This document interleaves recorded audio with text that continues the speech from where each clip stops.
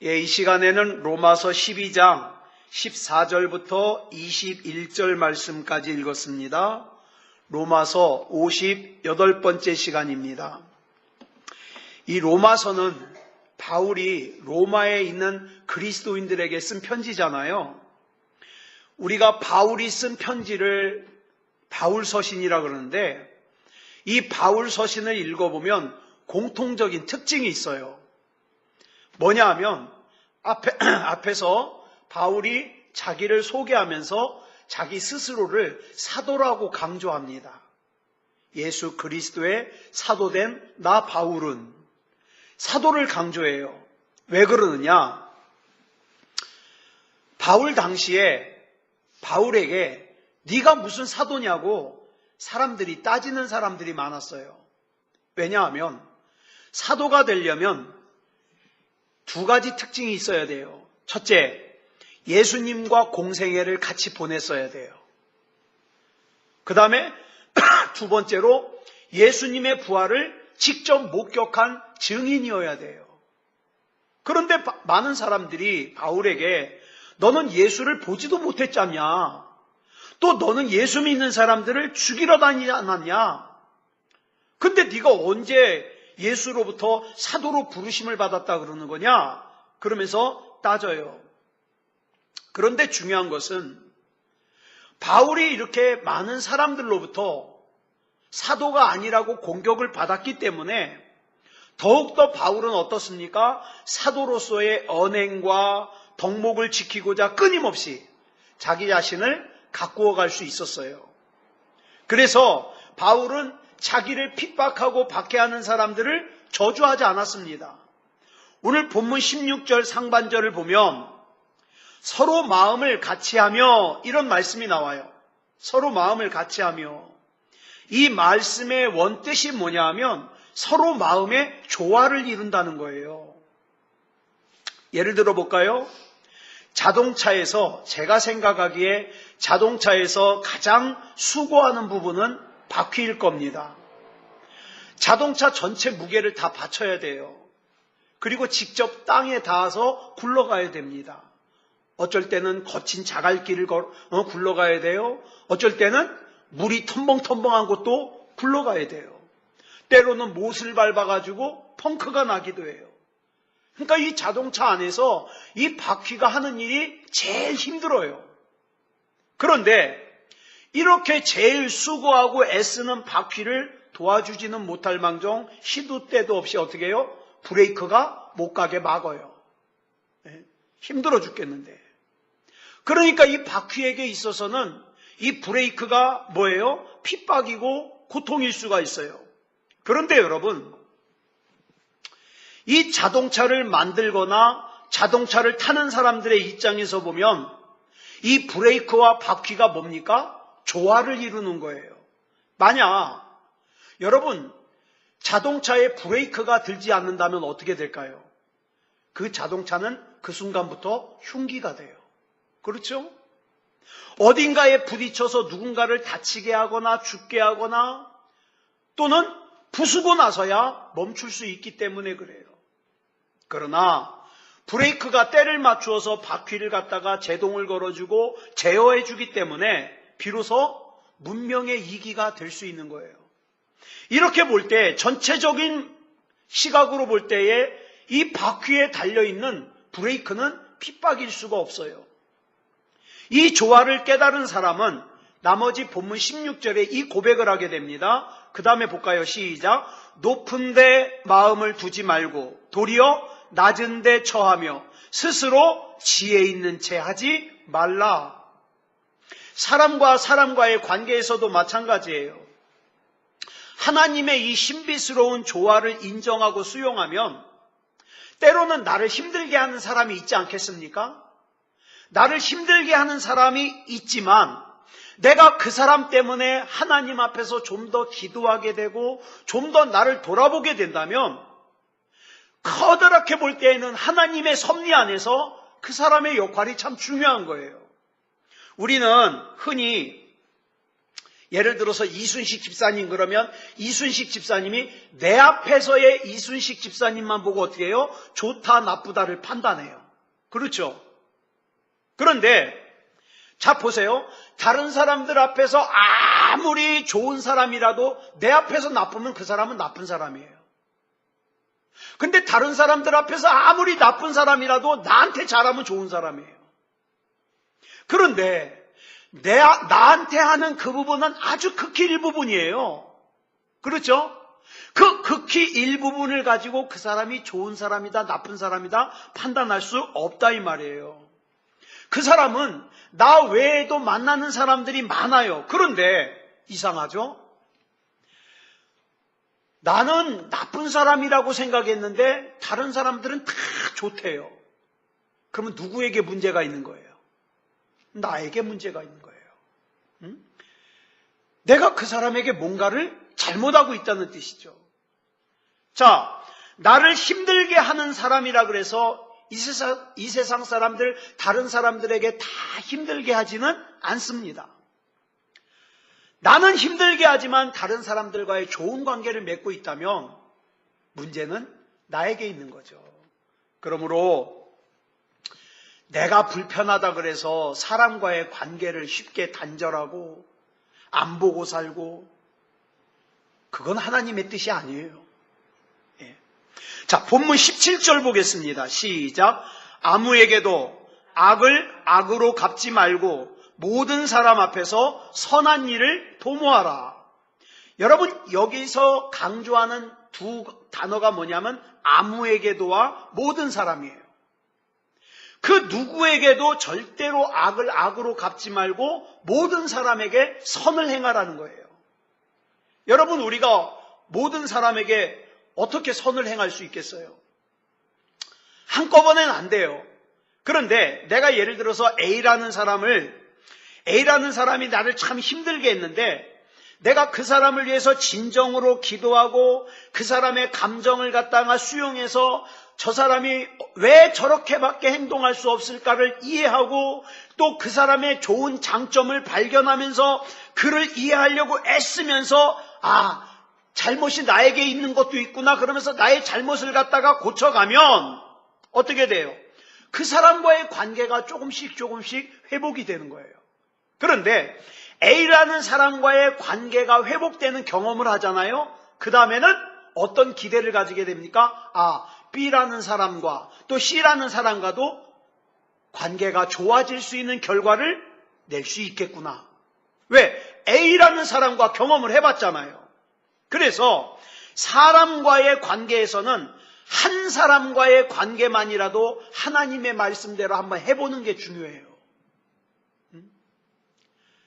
하나님의 말씀을 알기만 하고 하나님 말씀대로 안 사는 사람은 그냥 내가 편한 사람하고만 만나요.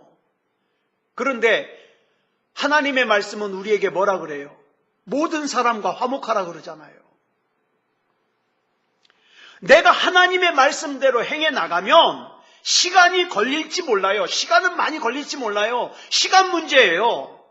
그러나 하나님께서는 가장 적절한 때에 책임을 지신다는 것을 우리가 확신할 수 있는 거죠. 자, 그런데 보세요. 사람과 사람과의 관계라는 것은 이론적으로는 잘 알아요. 예? 사랑해야 된다, 화목해야 된다, 이론적으로는 잘 알아요. 그런데 직접 한 사람에게라도 해보지 않으면 B에게도 C에게도 할 수 없어요. 그러니까 처음부터 나는 모든 사람을 사랑할 거야가 아니라 한 사람부터 사랑하는 거예요. 한 사람부터 용서하는 거예요. 한 사람부터 화목하는 거예요. 그러면 여러분 그리스도인들이 범하는 잘못 중에 많은 것이 뭐냐면 입으로는 용서를 말해요. 입으로는 사랑을 말해요. 입으로는 예수님을 닮고 싶다고 말을 해요. 그런데 실제적인 삶에서는 조금도 용서 안 해요. 조금도 사랑하기 싫어해요. 조금도 불편한 관계를 싫어해요.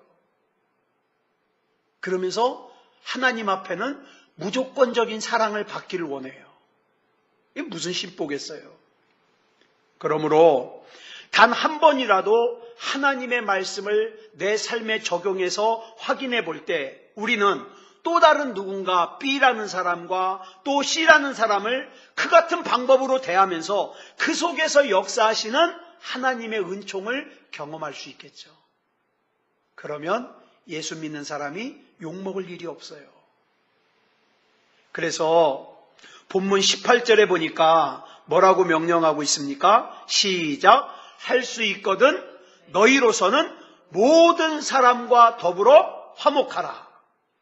A에게도 B에게도 C에게도 내가 선을 행할 수 있음을 확인했으면 지금 내 앞에 있는 사람이 어떤 사람이든 최선의 방법으로 내 지성과 내 이성을 다 동원해서 그와 화목하려고 할 거예요. 어느 날 율법사가 예수님께 와서 물었어요. 예수님, 율법 중에서 제일 중요하고 제일 큰 율법이 뭡니까? 그랬더니 예수님께서 이렇게 대답하셔요. 마태복음 22장 37절로 38절 시작! 내 마음을 다하고 목숨을 다하고 뜻을 다하여 주 너의 하나님을 사랑하라 하셨으니 이것이 크고 첫째 되는 계명이요. 여러분, 여기에 뜻에 해당하는 헬라어가 디아노니아인데 이게 뭐냐면 지각, 지성. 예? 여러분, 하나님을 사랑하는데 내 마음도 드려야 되고 내 생명도 드려야 되고 또 뭐도? 내 지각과 내 지성 또한 바치라는 거예요. 예? 내 지성도 사용해서 하나님을 사랑하라 이 말이에요. 그 다음에 39절에 보니까 뭐라 그래요? 시작! 둘째도 그와 같으니 내 이웃을 내 자신같이 사랑하라. 내가 정말 그 사람을 수용하고 함께 신앙의 관계를 맺어가기 위해서 하나님의 말씀대로 살기를 원한다면 나는 그 사람을 또 어떻게 사랑해야 돼요? 내 마음을 주고 사랑해야 돼요. 내 생명을 주고 사랑해야 돼요. 내 지성과 내 지각을 사용해서 사랑해야 돼요. 그러면 그렇게 사랑하는 사람을 하나님께서 어찌 책임져 주시지 않겠냐는 거예요. 바꿔 말하면 마땅히 서로 사랑하고 화목해야 할 관계임에도 불구하고 사랑하지 못하고 불편하면은 관계를 단절하고 살아간다면 그 이유는 뭡니까? 하나님의 말씀대로 화목하기 위해서 내가 조금도 노력하지 않는다는 뜻이에요. 그렇죠? 나와의 관계가 단절된 사람과의 관계를 회복하기 위해서 내가 최선을 다하기보다는 우리는 주로 뭡니까? 저 사람이 나한테 먼저 이걸 해주면 내가 이거 할 거야. 먼저 해주기를 기대해요. 아니요. 그건 하나님의 말씀이 아니에요. 내가 그와의 관계 회복을 위해서 무엇을 했으며 얼마나 노력을 했다고 말할 수 있겠어요? 우리는 한번 이 질문 앞에서 곰곰이 따져봐야 돼요. 우리는 한 사람 한 사람과의 관계 속에서 내가 할 수 있는 한 열정을 다해 나가면 그 속에서 어떻게 합니까? 하나님의 역사가 일어난다는 거예요. 그때 우리는 마지막 단계에 이를 수 있어요. 본문 19절에 보니까 원수라는 관계가 나와요. 여러분, 사람과 사람과의 관계 속에서 이 원수의 관계는요, 가장 나쁜 관계예요. 그죠? 인간관계에서 가장 나쁜 관계예요. 그런데 그런 관계에 있을 때에도 원수 갚는 것을 하나님께 맡길 수 있는 신앙. 내가 미워하고 내가 원수 갚으려고 하지 말고 원수 갚는 건 하나님께 있으니까 나는 내가 할 거 하는 거예요. 뭐예요? 용서하고 화목하고. 그렇죠? 여러분, 여기서 하나님께 맡긴다는 게 무슨 의미예요? 하나님, 내 원수 하나님이 반드시 갚아주세요. 그거 기도하는 거예요? 아니요. 본문 20절의 말씀처럼 저는 이 말씀이 참 예전에 참 어려웠었어요. 뜻이 네 원수가 줄이거든 먹이고 목마르거든 마시게 해라. 그리함으로 네가 숯불을 그 머리에 쌓아놓으리라. 이게 무슨 뜻일까? 내가 마땅히 그 사람에게 보복을 하고 해코지하는 것이 당연하지만 내가 그 사람을 사랑하고 그 사람이 목마를 때 마시게 하고 배고플 때 먹을 걸 주면 그 사람이 어떻게 해요? 자기 자신을 돌아보아 수치심으로 미안함으로 얼굴이 뻘겋게 달아오르게 된다 이 말이에요. 네. 여러분 어떻게 이렇게 살 수 있을까요? 하나님이 역사하시면 그렇게 살 수 있습니다. 요즘 세상은요, 예수 믿는 사람이든 예수 안 믿는 사람이든 가릴 것 없어. 똑같아요. 똑같아. 불편하면 관계단절이에요. 예? 관계단절. 하나님이 나에게 뭘 원하시는지, 하나님이 뭘 어떻게 하기를 원하시는지 관심이 없어요. 불편한 거 싫어요. 그 하나님의 역사 속에 나와 원수되는 사람도 포함됨을 내가 믿음으로 받아들일 수 있어야 되지 않아요? 예?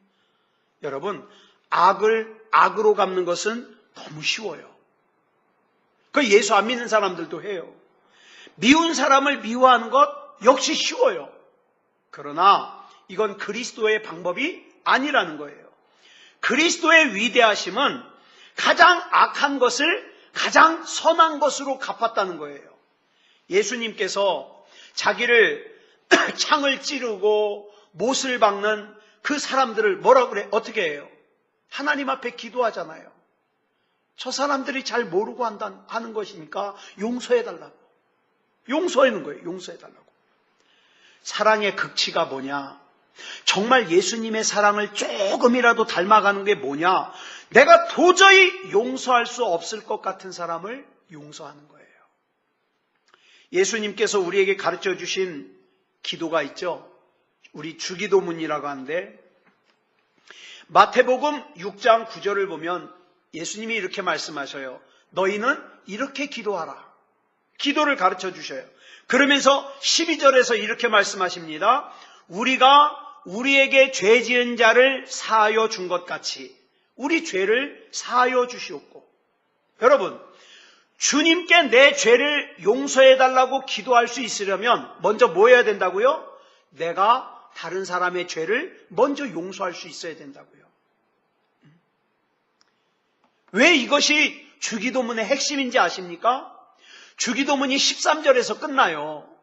그리고 나서 14절로 15절에서 이렇게 결론이 나요. 시작. 너희가 사람의 잘못을 용서하면 너희 하늘 아버지께서도 너희 잘못을 용서하시려니와 너희가 사람의 잘못을 용서하지 아니하면 너희 아버지께서도 너희 잘못을 용서하지 아니하시리라.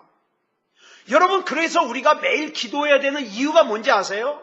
하나님, 내가 다른 사람의 잘못을 용서할 수 있는 성숙한 신앙을 가지게 해주시옵소서. 그래서 기도해야 되는 거예요. 예? 근데 그리스도인들이 오해하는 성경 구절이 있어요. 마태복음 18장 15절 말씀 같이 읽어볼까요? 시작.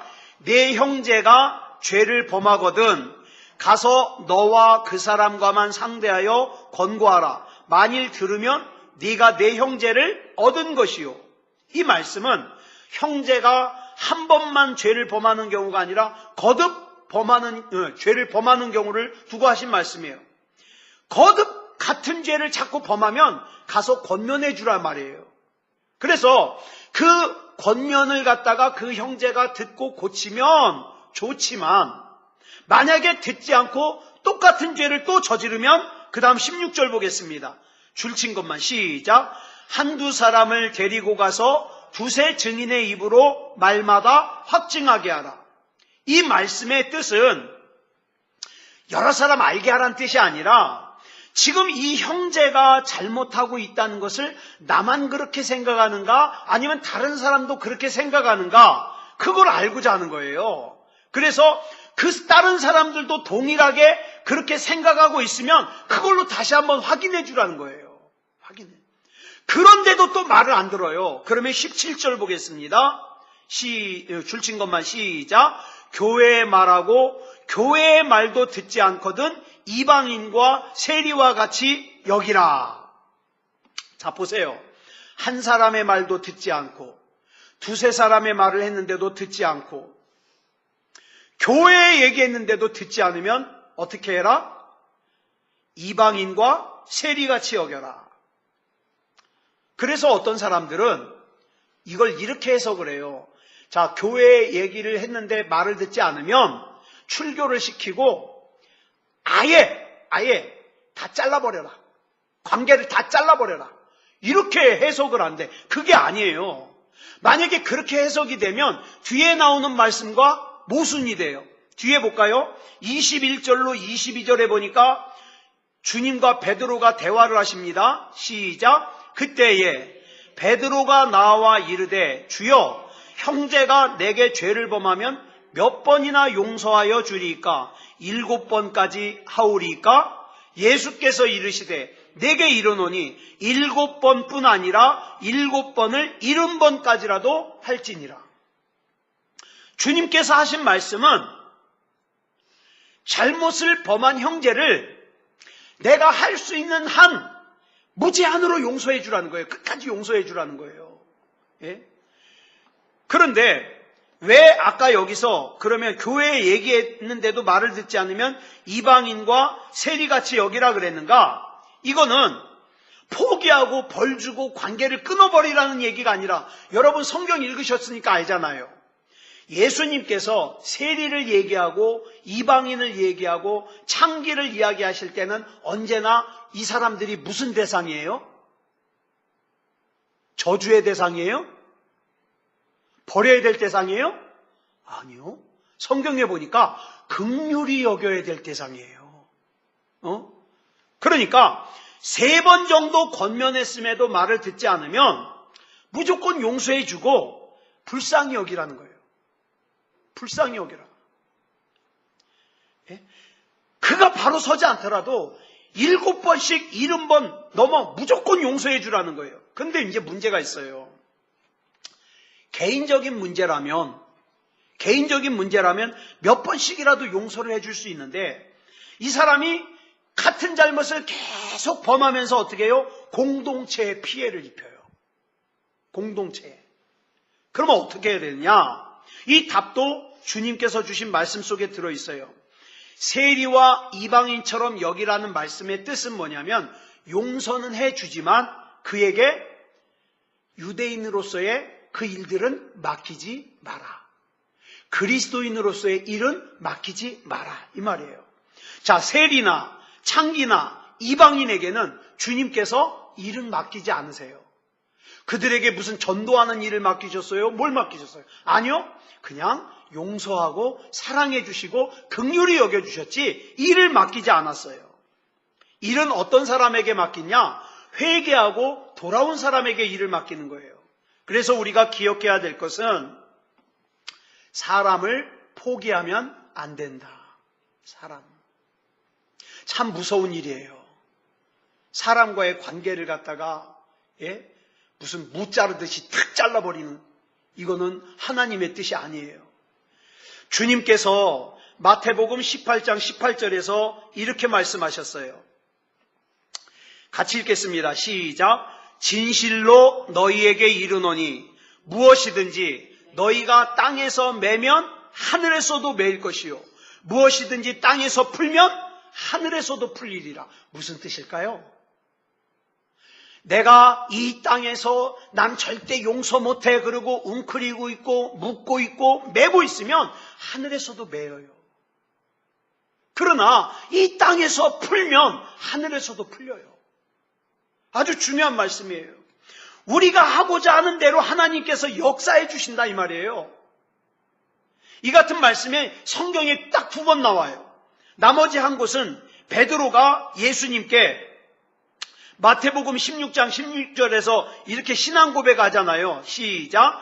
주는 그리스도시요 살아계신 하나님의 아들이시니이다. 그랬더니 예수님께서 베드로를 칭찬하시고 뭐라고 약속하셔요? 시작. 내가 천국 열쇠를 네게 주리니 내가 땅에서 무엇이든지 매면 하늘에서도 매일 것이요 네가 땅에서 무엇이든지 풀면 하늘에서도 풀리리라. 이때 말씀하셔요. 여러분, 이미 저와 여러분에게는 천국 열쇠가 주어져 있어요. 문제는 뭡니까? 이걸로 풀자 이 말이에요. 이걸로 풀자. 이걸로 풀어야 이 땅에서도 풀리고 천국에서도 풀려요. 그래서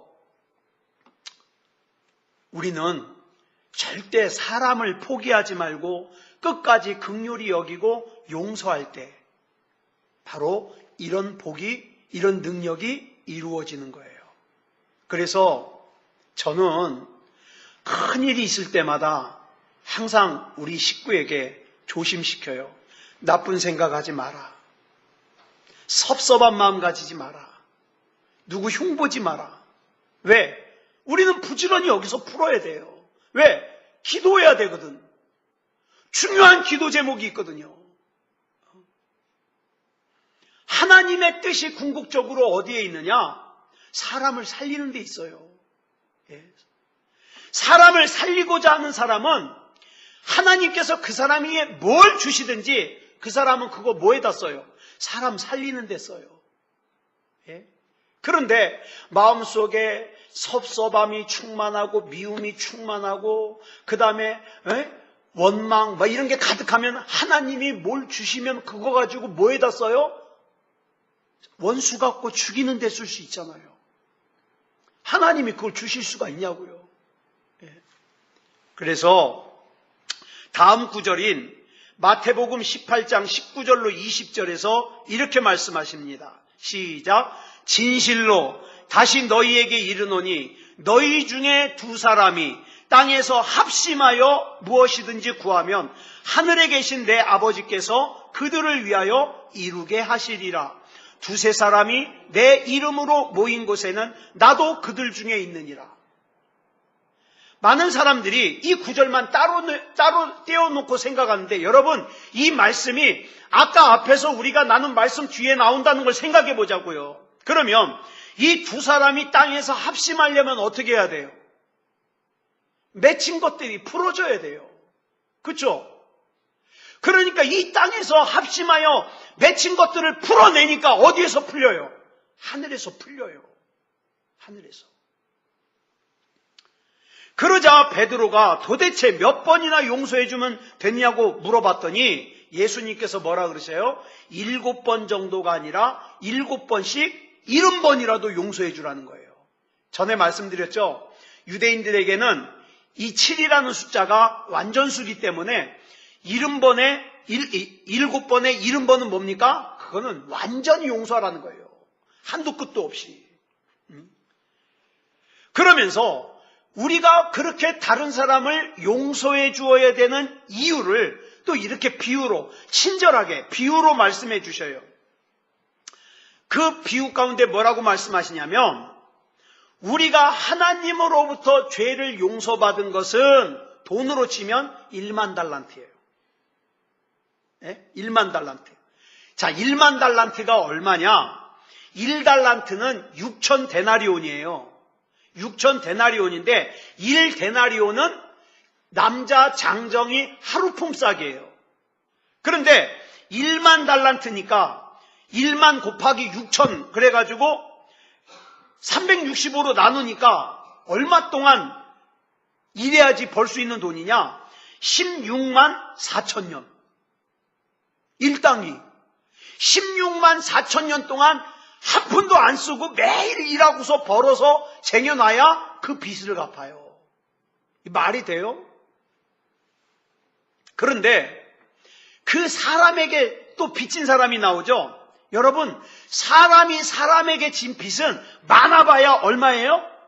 100데나리온이에요. 100데나리온. 100일치 일당 100데나리온.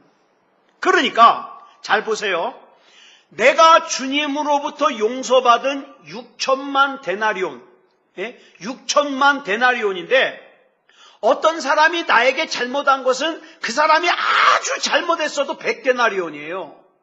그러니까 그 사람이 내가 하나님 앞에 용서받은 것에 몇 밖에 안 돼요? 60만 분의 1밖에 안 돼요. 근데 하나님께서는 그 큰 용서를 우리에게 해주셨는데 사람은 60만 분의 1밖에 안 되는 걸 용서 못하겠다고 관계를 끊고 살아요. 안 보고 살면 되지 뭐. 연락 지워버리고 살면 되지 뭐. 그러므로 우리가 하나님의 용서를 믿는다면 60만 분의 1이에요. 60만 분의 1. 용서하지 못할 사람이 누가 있겠어요?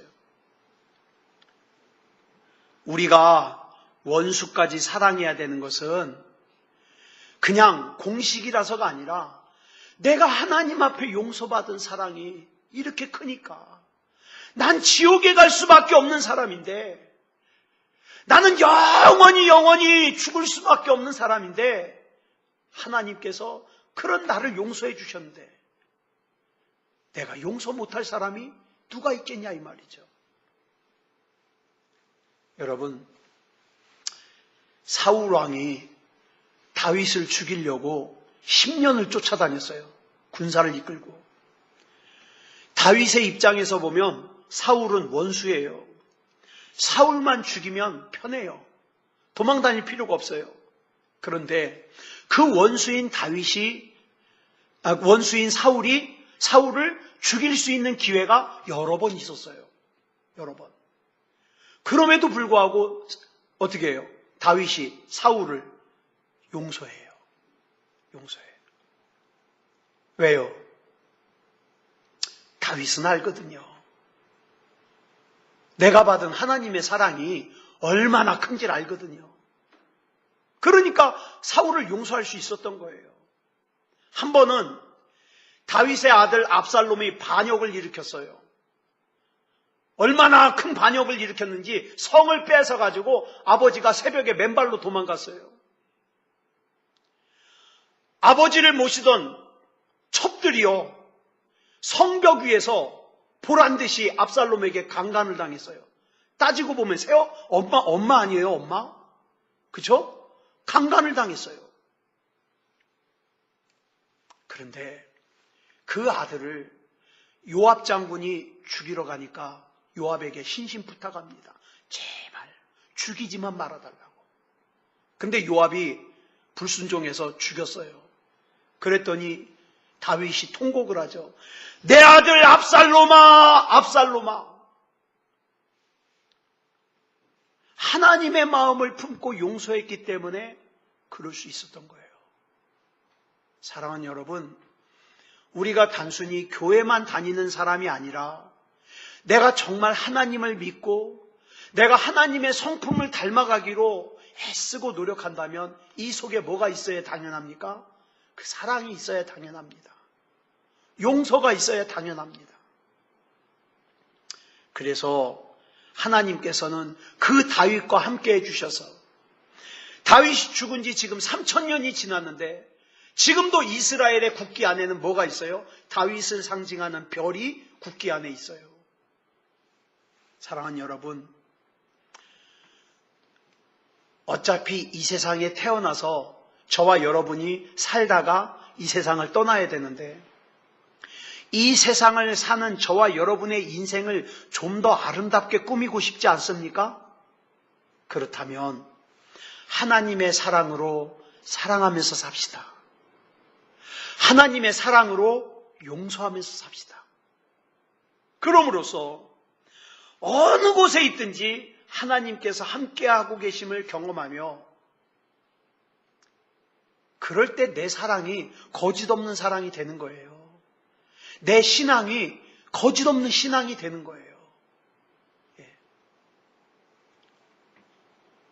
예수 안 믿는 사람도 미워할 거 나도 미워하고 예수 안 믿는 사람도 증오할 거 나도 똑같이 증오한다면 내 안에 예수님이 계신 차이가 뭐겠어요?